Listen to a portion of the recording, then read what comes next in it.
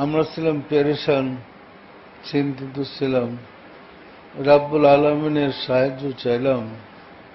আসলে রাব্বুল আলামিনের সাহায্য চাইলে তখন দেখা গেল রাব্বুল আলামিন নিজেই চিন্তিত।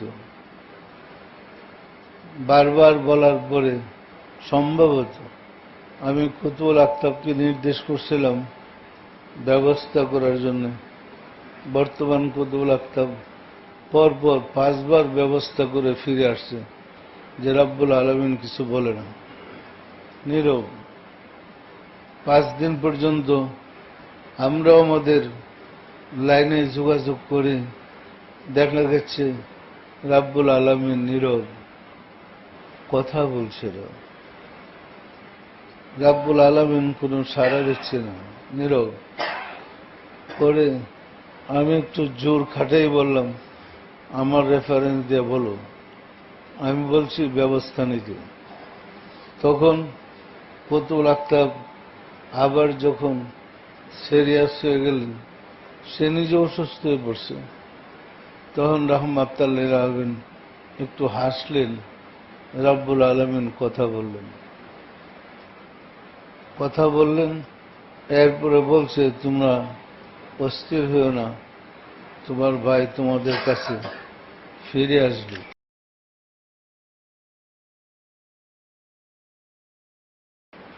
আপনাদের বিশ্বাস হয়? আমার স্ত্রী যে রাসূলের মেয়ে ছিল, বিশ্বাস হয় না? উনি মা ফাতেমা ছিলেন, আবার আপনাদের দয়াল মা হয়েছেন। পরিষ্কার? সুতরাং ভাগ্য গড়ে তকদিরের কারণে আপনার সুযোগ পেয়েছেন।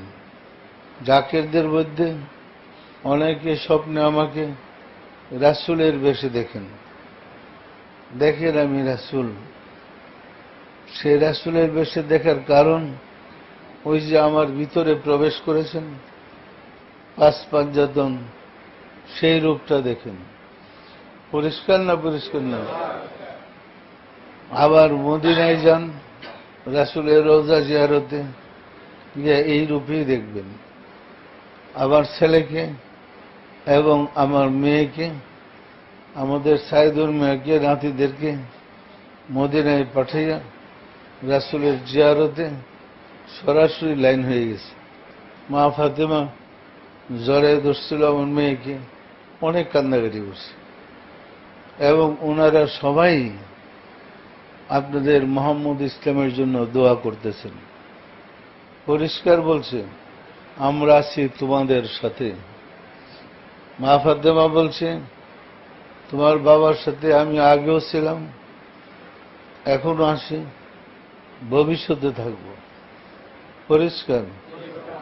দিনের নবী মুস্তাফা বলছেন, তোমার বাবার সাথে আগেও ছিলাম, বর্তমানেও আছি, ভবিষ্যতে থাকব।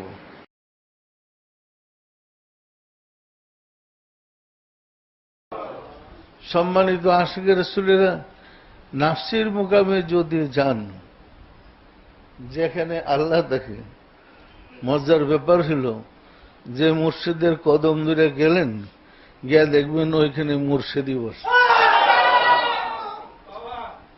পরিষ্কার? দেখবেন হাসতেছে আর আপনাকে ডাকতেছে। তাহলে মুর্শিদ তো 2 জন হয়ে গেল। এক মুর্শিদ আপনাকে নিয়ে গেল, আরেকজন নাফসির মুকামে বসে আপনার জন্য অপেক্ষা করতেছে। তো নাফসির মুকামে বসে যিনি অপেক্ষা করছেন তিনি রাব্বুল আলামিন। মুর্শিদের সিনাই থাকে বিদায় মুর্শিদের রূপই তার রূপ। পরিষ্কার? যার প্রমাণ আপনারা পাইলেন পূর্ণিমার চাঁদে। পূর্ণিমার চাঁদে তো মুর্শিদের রূপই আল্লাহকে দেখতেছেন। পরিষ্কার?